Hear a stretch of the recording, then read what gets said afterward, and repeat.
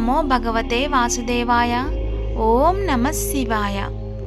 ఈరోజు మన వీడియోలో కొందరికి తెలియని కొన్ని ముఖ్యమైన విషయాలు చెప్పుకుందాం. అలాగే నా యూట్యూబ్ ఛానల్ని సబ్స్క్రైబ్ చేస్తున్న అందరికీ ధన్యవాదములు.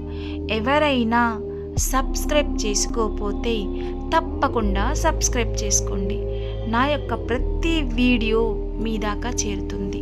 పక్కనే ఉన్న బెల్ ఐకాన్ని క్లిక్ చేయండి. అలాగే కొందరికి తెలియని కొన్ని ముఖ్యమైన విషయాలు అవి ఏమిటి? స్వామివారి దగ్గర ప్రతిరోజు చేసేది పూజ గురించి చెప్తాను. పూర్వ జన్మ వాసనలను నశింపజేసేది, జన్మ మృత్యువులు లేకుండా చేసేది, సంపూర్ణ ఫలాన్నిచ్చేది. 2 అర్చన అభిష్టల ఫలాన్నిచ్చేది, చతుర్విధ పురుషార్థాల ఫలానికి ఆశ్రయమైనది, దేవతలను సంతోషపెట్టేది.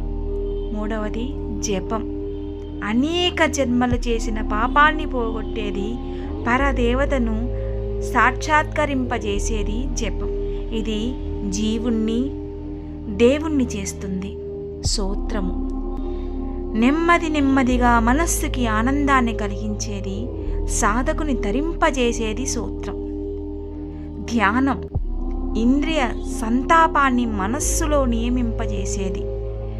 దీక్ష దివ్యానుభవాలను కలిగించేది, పాపాలను కడిగివేసేది, సంసార బంధాల నుండి విముక్తి కలిగించేది దీక్ష.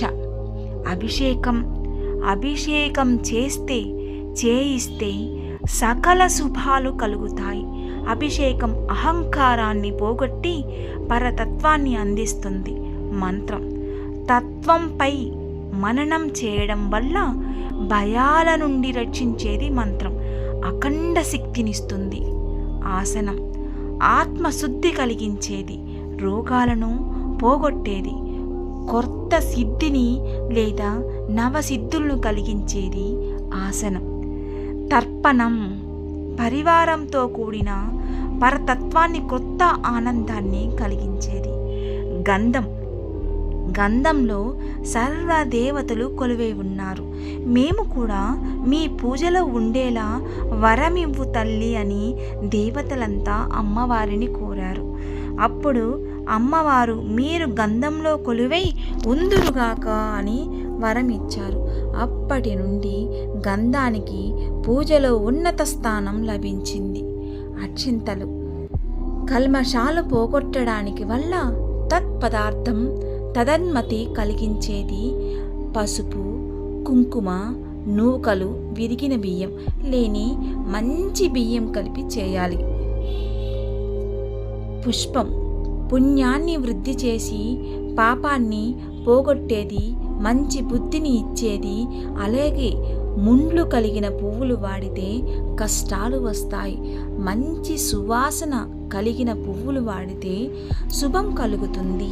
ఈ మధ్య పుష్పాలను చించి రేఖలుగా విడదీసి వాడుతున్నారు. అలా చేయవద్దు. కాగ తొడిమలను తప్పకుండా త్రుంచి వేశాకే పుష్పాలను పూజలో వినియోగించాలి.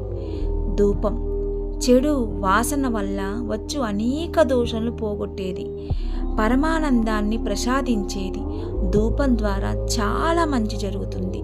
భూత ప్రేత పిశాచాలు పారిపోతాయి.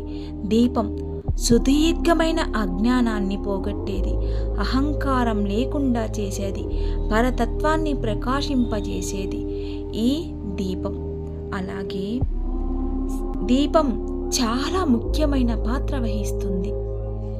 ఈ విషయాలన్నీ కూడా మనం పూజలో ఒక భాగమే. ఇవన్నీ కూడా దేవుడి దగ్గర మనం స్మరిస్తూ చేస్తున్నవి. ఇన్నిటికి ఎన్ని అర్థాలు ఉన్నాయి కదా, తెలుసుకున్నాం కదా. ఈ వీడియో మీకు నచ్చినట్లయితే తప్పకుండా సబ్స్క్రైబ్ చేయండి, షేర్ చేయండి, కామెంట్ పెట్టండి. నా యొక్క ప్రతి వీడియో మీ దాకా చేరుతుంది. సర్వేజన సుఖినో భవంతు.